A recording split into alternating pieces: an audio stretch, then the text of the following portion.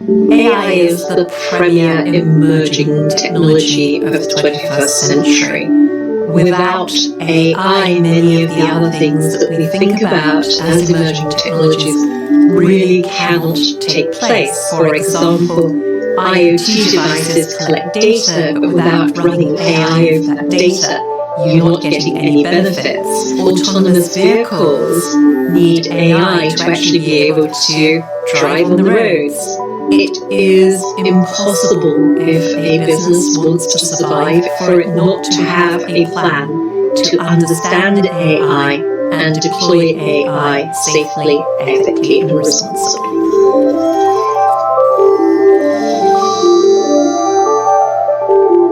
The platform's core activities are around the governance of this technology so that we can accelerate the benefits whilst also considering the challenges: privacy, accountability, transparency, bias, and safety. And the purpose is really to think about what are the big issues, what are those global issues in artificial intelligence that really require something done in the governance area so that AI can flourish. And so all of our projects address both the benefits and seek to mitigate those challenges.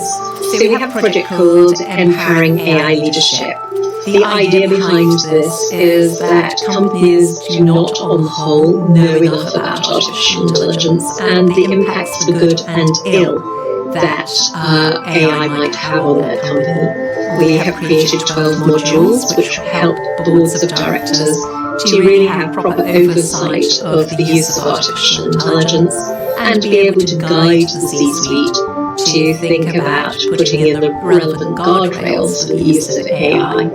All the work that we do, whether the work is led by companies or whether the work is led by governments, it's always multi-stakeholder. It is really important that we have this global conversation about the use of artificial intelligence, as well as for countries themselves to look at how they're going to use it and how they're going to grow their own AI economy. It's really difficult to regulate, so we're very much advocating this sort of soft law approach, thinking about standards and guidelines rather than looking to regulation.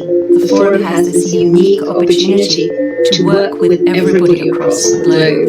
It's that richness of the multi-stakeholder community that is going to be able to tackle some of the challenges that we have in really constructing the framework for the 21st century.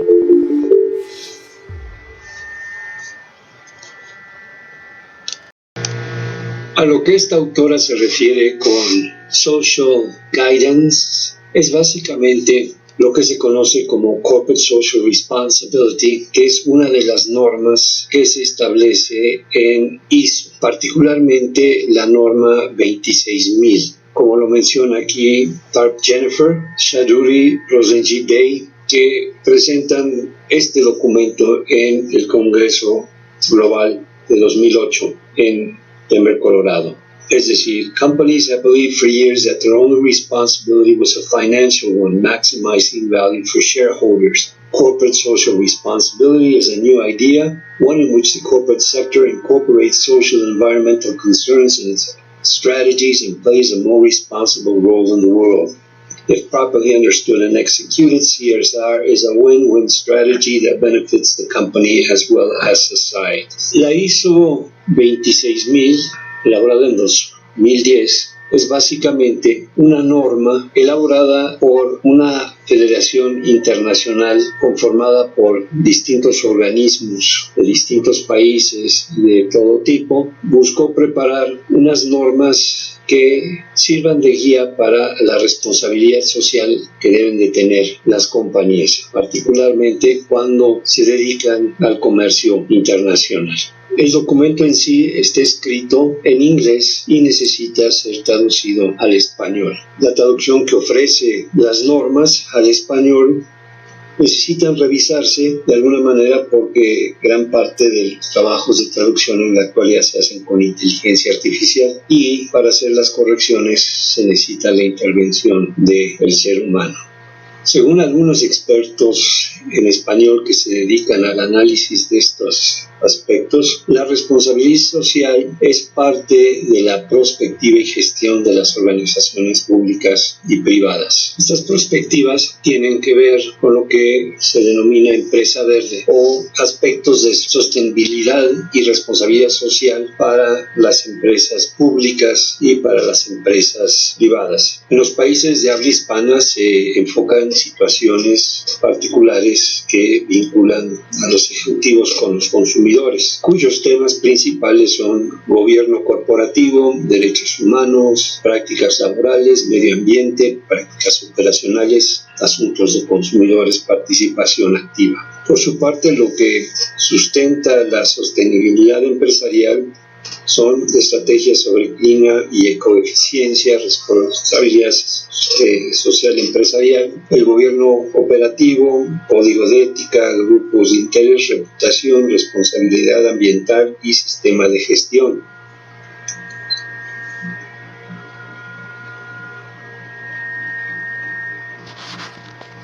Los objetivos principales son básicamente divididos en tres: objetivos generales, objetivos particulares y líneas de actuación.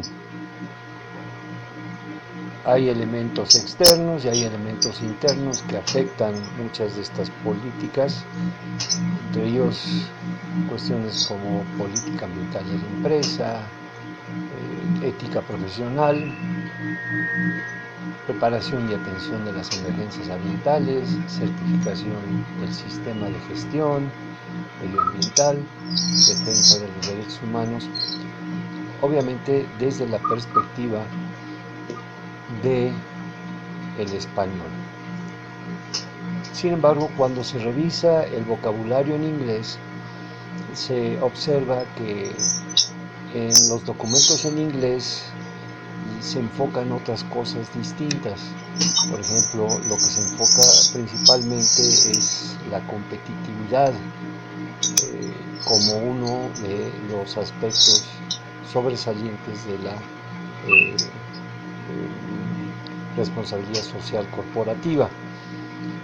Al hacer el análisis del vocabulario que se emplea en inglés, en la traducción y de la manera en que se expresa en español, se observa que muchas de las diferencias radican en los enfoques que tienen que ver mucho con la connotación o la denotación de las expresiones, particularmente cómo se vinculan con los verbos y a diferencia también del agente de la acción y el receptor o paciente de la acción.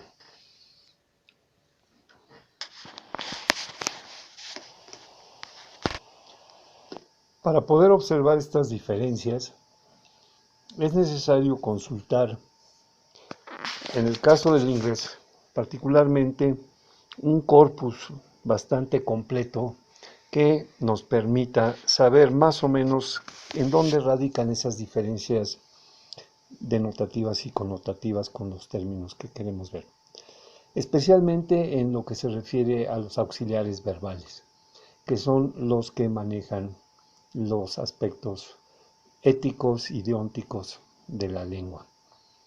En este caso se consultó al Corpus of Contemporary American English, que es un corpus con cerca de 1 billón en inglés de palabras, 1.000 millones de palabras de texto de inglés, tomados en años recientes de 1999 a finales del siglo pasado y más o menos hasta esta fecha.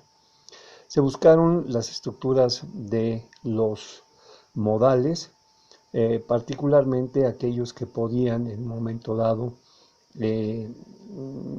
impactar en el sentido de las éticas y de los valores a los que se hace referencia. Aquí lo que se buscó más bien fue las frecuencias, y en las frecuencias pues se observa, por ejemplo, que en el caso de should Ocurren más o menos 14.137 en todo el contexto, acompañado cuando es con un verbo como do, should do, como los que vimos anteriormente. Si lo ponemos en tiempo presente, que es básicamente la forma en que aparece ya en la mayoría de los documentos de las ISO, como una recomendación para poder fijar los proyectos a futuro, observamos que solamente aparece en inglés 421 veces el shall do en el corpus compuesto de más de 1.000 millones de palabras. Y este shall do básicamente lo que ocurre que distingue a las dos lenguas en términos de la responsabilidad social corporativa radica en el término responsabilidad. En el inglés el término se emplea en documentos legales, igualmente en el español, y se opone al término de irresponsabilidad.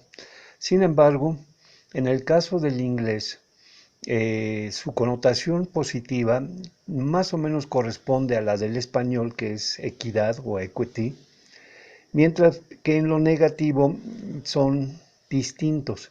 Y muchas de las diferencias se deben a que tienen sistemas legales distintos. Uno, la ley común, que es la ley británica, y otro es el derecho romano, que generalmente se usa en México en el español.